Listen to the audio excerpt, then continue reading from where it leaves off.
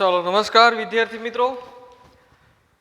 आज आपणे बिंदुवत विद्युत भारनु विद्युत क्षेत्र होय अने एमां आपणे विद्युत स्थितिमान मेळववुं होय तो प्रश्न आवो कंईक पूछाय कि बिंदुवत विद्युत भारना विद्युत क्षेत्रमां आर अंतरे विद्युत स्थितिमान मेळवो अथवा एवो पण प्रश्न पूछाय કે બિંદુવત વિદ્યુત ભારનું વિદ્યુત સ્થિતિમાનનું સૂત્ર કે એફ વી બરાબર KQ છેદમાં આર સૂત્ર મેળવો। તો મિત્રો આપણે એ સૂત્ર કેવી રીતે મેળવી શકીએ ઓકે એ સમજૂતી અહીંયા જોઈએ। સૌપ્રથમ તો હું આકૃતિમાં एक उगम बिंदु पर XY नो एक उगम बिंदु है एना ऊपर एक कैपिटल Q जेटलो एक धन विद्युत भार मूकवामां आवेलो छे। आ विद्युत भार थी R जेटला स्थान सदिश धरावता एक P बिंदुए आपणे विद्युत स्थितिमान शोधवानुं छे। एना माटे आपणे अहींया प्रारंभमां एक एकम धन विद्युत भार छे एने अनंत अंतरे आर बराबर इन्फाइनाइट अंतरे थी अहींया आर बराबर आर अंतरे लाववो छे। एटले आपणे शुं करवुं पड़े तो के ए विद्युत भार उपर बळ लगाडवुं पड़े ओके अने त्यारबाद एनु सूक्ष्म स्थानांतरण आपवू पड़े डीआर जेटलू। तो जोईए के आकृति में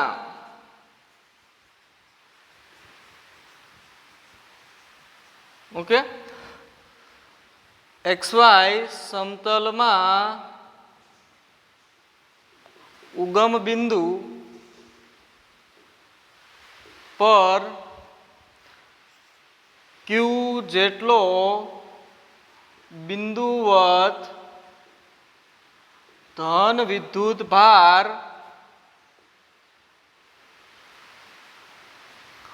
मूकता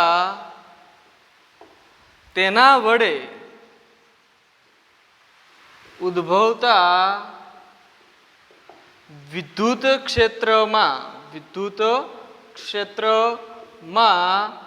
आर स्थान सदिश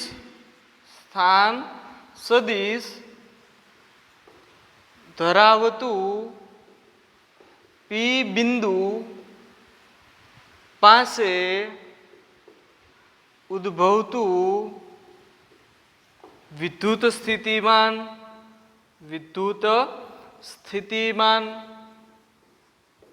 आपणे मेळववुं छे। तो एना माटे आपणे अहींया आ क्यू विद्युत भारनु अहींया कंईक विद्युत क्षेत्र उत्पन्न थतुं हशे जे आ दिशामां होय पी बिंदु पासे ओके। हवे आपणे अहींया अनंत अंतरेथी कोई एक धन विद्युत भार ने ओके एटले लखुं के धारो के एकम धन एटले के Q बराबर एक एकम विद्युत भार ने अनंत अंतरे थी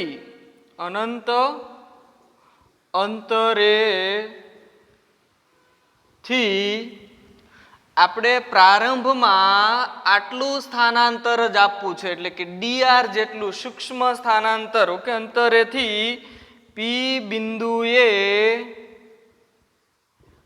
लाववा कार्य करवू पड़े ओके। आपणे शुं करवू पड़े एना उपर कार्य करवू पड़े। तो आपणे सौथी पहेला कार्य थवा माटे शुं शोधवू पड़े तो के बळ शोधवू पड़े अने एना माटे आपणे जोईए के जो Q बराबर एक कूलम एकम विद्युत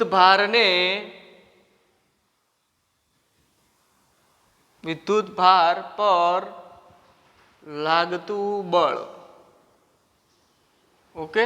आ जे बळ छे ई कोण लगाड़े तो के कूलम्बना नियम अनुसार एक विद्युत भार अहींया छे બીજો વિદ્યુત ભાર અહીંયા છે, એની વચ્ચેનું અંતર આપણે જો કંઈક આર ડેશ લેતા હોઈએ, ઓકે, માની લો કે આ જે અંતર છે ઈ આર ડેશ છે,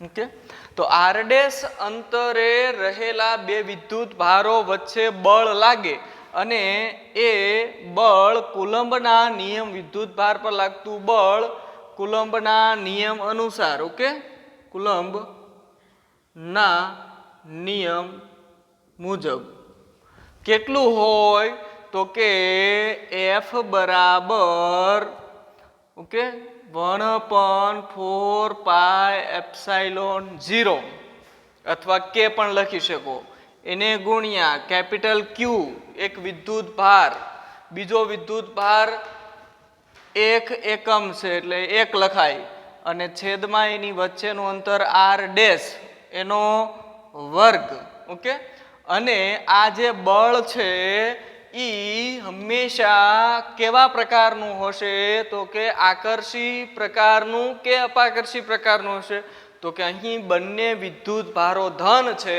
એટલે અપાકર્ષી પ્રકારનું હશે, ત્યારે આ બળની જે દિશા હોય એ હંમેશા વધારે વિદ્યુત ભાર થી ઓછા મૂલ્યના વિદ્યુત ભાર તરફ, એટલે કે આર ડેશ કેપ દિશામાં.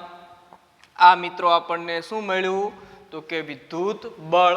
હવે આપણે આ બે વિદ્યુત ભારોમાંથી, ઓકે, આ ક્યુ વિદ્યુત ભાર કે જે અનંત અંતરે રહેલો છે એને આપણે ધીમે ધીમે ફોંસલાવીને, એટલે કે ધીમે ધીમે ને ડીઆર ડીઆર જેટલું સ્થાનાંતર લાવ કરાવવાનું.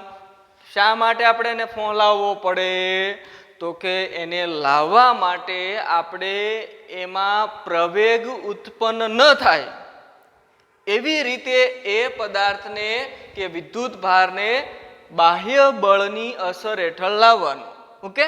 જો પ્રવેગ ઉત્પન્ન થાય તો અહીં ઉર્જા છે એ વ્યય થઈ જાય, એટલે ઉર્જા વ્યય ન થાય એમાંથી, એવી રીતે આપણે લાવીએ છીએ, ઓકે. તો અહીંયા આટલું બળ લગાડવું પડે. હવે આપણે આ બળની અસર હેઠળ આ બળ દ્વારા વડે થતું કાર્ય, આ કાર્યને આપણે ડેલ્ટા ડબલ્યુ કહીએ અથવા ડબલ્યુ પણ તમે કહી શકો. તો ડેલ્ટા ડબલ્યુ બરાબર બળનું સૂત્ર અથવા કાર્યનું સૂત્ર શું હતું તો કે બળ ગુણ્યા સ્થાનાંતર, ઓકે, એટલે ડેલ્ટા આર. ડેલ્ટા આર છે એ શું છે તો કે આ સૂક્ષ્મ સ્થાનાંતર, ઓકે, ડેલ્ટા આર, અથવા એનું સંકલન લઈએ ત્યારે ડીઆર પણ તમે લઈ શકો. આ સૂત્ર છે મિત્રો કાર્ય બરાબર બળ ગુણ્યા સ્થાનાંતર, ઓકે, જ્યાં F બરાબર શું છે બળ અને ડેલ્ટા આર બરાબર સ્થાનાંતર. ચાલો હવે આપણે ઉપરોક્ત સમીકરણ નંબર 1 ની કિંમત 2 માં મૂકતા એટલે ડેલ્ટા ડબલ્યુ બરાબર આપણને મળે કે ક્યુ છેદમાં, ઓકે, ક્યુ ગુણ્યા 1 એટલે ક્યુ છેદમાં 4πε0 ઇન્ટુ આર ડેશ નો સ્ક્વેર, ઓકે, અને એને ગુણ્યા delta r, okay, delta r સદિશ, પણ સદિશની નિશાની નીકળી જશે, અને ઇન્ટુ આર કેપ. આવું સમીકરણ આપણને મળ્યું. હવે આ સમીકરણ જે મળ્યું છે એ મિત્રો આપણે આ વિદ્યુત ભારને ખાલી સૂક્ષ્મ ડીઆર જેટલું સ્થાનાંતર કરવા દરમિયાન જ મળે. આપણે મિત્રો મેળવવું છે જો વિદ્યુત ભારને, જો ક્યુ બરાબર 1 એકમ વિદ્યુત ભારને અનંત અંતરેથી પી બિંદુ સુધી લાવવા દરમિયાન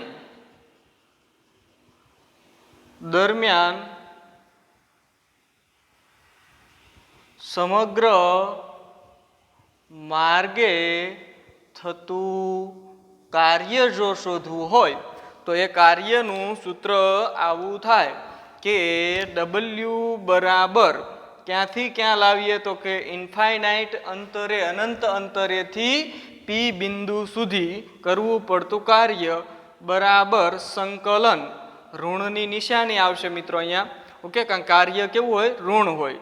બીજું આપણે સંકલનની નિશાનીમાં અહીંયા લિમિટ મૂકીશું ઇન્ફાઇનાઇટથી P, પણ P બિંદુ છે એ ઉગમ બિંદુથી કેટલા અંતરે આવેલું છે તો કે R અંતરે, એટલે આપણે અહીંયા એનું અંતર લખાય R. ઓકે, પછી ડેલ્ટા W ની કિંમત અહીંયા મૂકી દેવાની, કારણ કે આપણે સંકલન સમગ્ર માર્ગનું કરીએ, આ ખાલી સૂક્ષ્મ સ્થાનાંતરનું કાર્ય મળ્યું. આપણે જો અહીંયા P આ બિંદુ અનંત અંતરેથી P સુધી કાર્ય શોધવું હોય તો આ કાર્યનું શું કરી નાખવાનું? આ સમીકરણનું સંકલન કરી નાખવાનું. એટલે સંકલન કરીએ ત્યારે લિમિટ મૂકવી પડે, અને લિમિટ આપણે જ્યાંથી શરૂ કર્યું હોય ત્યાંથી લઈને અંત સુધી, તો અનંત અંતરેથી R સુધી Q છેદમાં 4πε0 R ડેશ સ્ક્વેર. ઓકે, અને ડેલ્ટા R ની જગ્યાએ થઈ જાય dr. Okay, into R dr થશે. ઓકે, તો આ આપણું સૂત્ર મળે છે. હવે મિત્રો આમાંથી જે અચળ હોય એને કોમન કાઢી લેવાના. ઓકે, તો અહીંયા આપ જોઈ શકો છો કે માઇનસ સંકલન ઇન્ફાઇનાઇટ થી R કોમન શું છે? અચળ શું છે? તો કે અચળ છે એને કોમન કાઢી નાખીએ પહેલા. ઓકે, એટલે Q અચળ છે, વિદ્યુત ભાર. 4πε0 પણ અચળ છે, એટલે એને કોમન કાઢી નાખાય.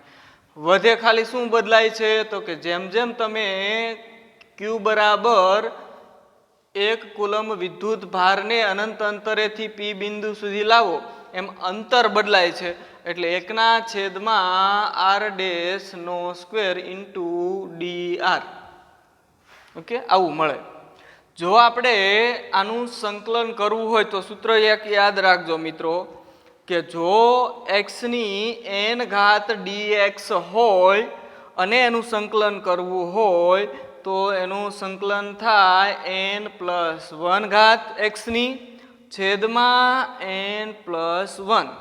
એટલે કે જો કોઈ ચલની ઉપર ઘાત હોય તો એનું સંકલન થાય 1 ઘાતમાં વધારો છેદમાં એ વધારો છે એ છેદમાં એના મૂકી દેવાનો, એટલે કે xn+1 બાય x ની છેદમાં n+1. દાખલા તરીકે ઉદાહરણ તરીકે x ની 3 ઘાત હોત તો આનું સંકલન થાય x ની 3 ઘાત છે તો એક ઉમેરો એટલે કેટલી થાય 4, અને જે વધારો આવ્યો એ 4 છેદમાં મૂકી દેવાનો. તો આવું સંકલન થાય. તો અહીંયા આપણે સંકલન જોઈએ કે W ઇન્ફાઇનાઇટ ટુ P બરાબર -q ના છેદમાં 4πε0. આને આવી રીતે પણ લખાય ઇન્ફાઇનાઇટ થી R ડેશની -2 ઘાત dr. આ બધા જાણો છો કે જો છેદમાં 2 ઘાત હોય R ની ઉપર તો એને અંશમાં લઈ જાઓ તો ઘાત કેવી થાય? ઋણ થાય, એટલે અહીંયા -2 ઘાત. ઓકે, હવે સૂત્ર બની ગયું x ની n ઘાત વાળું. તો આનું સંકલન શું થશે તો કે -q/4πε0 R ની -2 ઘાતનું સંકલન થાય R ની -2 વત્તા 1 છેદમાં -2 વત્તા 1. ઓકે, આવું થાય. તો -2 વત્તા 1 કેટલા થાય તો કે -1, અને છેદમાં પણ શું આવે? -1, અને લિમિટ ઇન્ફાઇનાઇટ થી R. હવે આને આપણે આવી રીતે પણ લખાય કે W ઇન્ફાઇનાઇટ ટુ P બરાબર -q ના છેદમાં 4πε0. ઓકે, હવે આપણે આને આવી રીતે પણ લખાય 1/R, કારણ કે R ની -1 ઘાત છે તો એને છેદમાં લઈ જાઓ તો 1/R થાય, પણ ઋણની નિશાની અહીંયા આગળ આવશે, અને અહીંયા આપણે એની લિમિટ મૂકી દીધી. હવે એક વખત ઉપરની લિમિટ મૂકવાની છે અહીંયા R ડેશની જગ્યાએ, અને એક વખત નીચેની લિમિટ.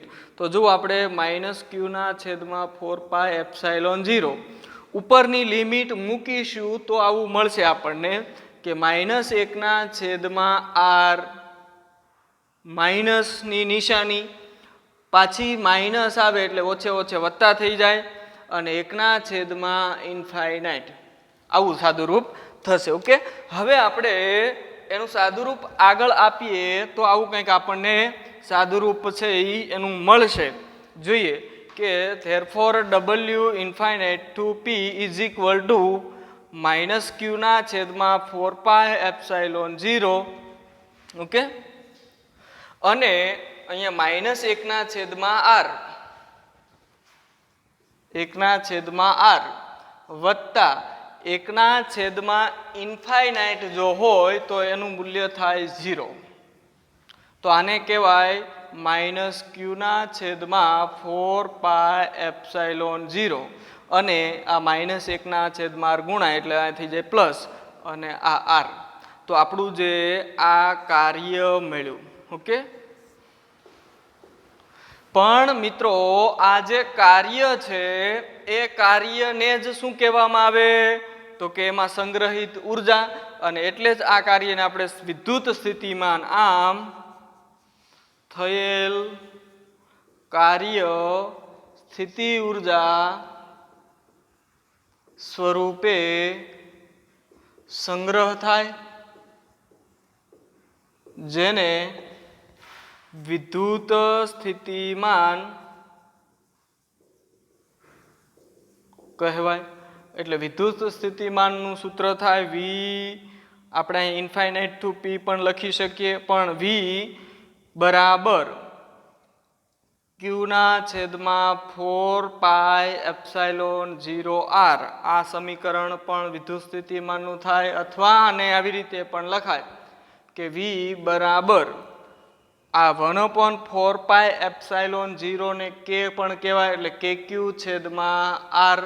આવું પણ આપણું સૂત્ર થશે. ઓકે, તો આપણે આપ જોઈ શકો છો કે વિદ્યુત સ્થિતિમાન અંતરના કેવા છે તો કે સમપ્રમાણમાં, વ્યસ્તના સમપ્રમાણમાં છે. તો આપણું આવું એક સમીકરણ બિંદુવત વિદ્યુત ભાર વડે ઉદ્ભવતું વિદ્યુત ક્ષેત્ર શોધવું હોય કે વિદ્યુત સ્થિતિમાન શોધવું હોય તો સૌથી પહેલા આપણે શું શોધવું પડે તો વિદ્યુત બળ શોધવું પડે, પછી કાર્ય શોધવું પડે. પણ એ કાર્ય જે મળ્યું હોય એ આપણને માત્ર dr સ્થાનાંતર દરમિયાન મળતું હોય એટલે આપણે શું કરવું પડે સમગ્ર માર્ગ સુધી સંકલન કરવું પડે. સંકલન કરો એટલે આવું સમીકરણ આવશે અને એનું વિસ્તરણ આપો એટલે આ કાર્ય મળ્યું આપણું, અને એ કાર્ય છે એને સ્થિતિ ઉર્જા કહેવાય, અને એ સ્થિતિ ઉર્જા એટલે જ વિદ્યુત સ્થિતિમાન. તો આપણું વિદ્યુત સ્થિતિમાનનું આ ફાઇનલ સમીકરણ નંબર 3 મળે છે. તો આ સમીકરણને આપણે બિંદુવત વિદ્યુત ભારનું વિદ્યુત સ્થિતિમાન કહે છે. ઓકે મિત્રો, તો આ પ્રશ્ન વ્યવસ્થિત રીતે બોર્ડમાં પૂછાયેલા પણ છે 1-2 વખત, એટલે વ્યવસ્થિત રીતે તૈયાર કરવાનો રહેશે.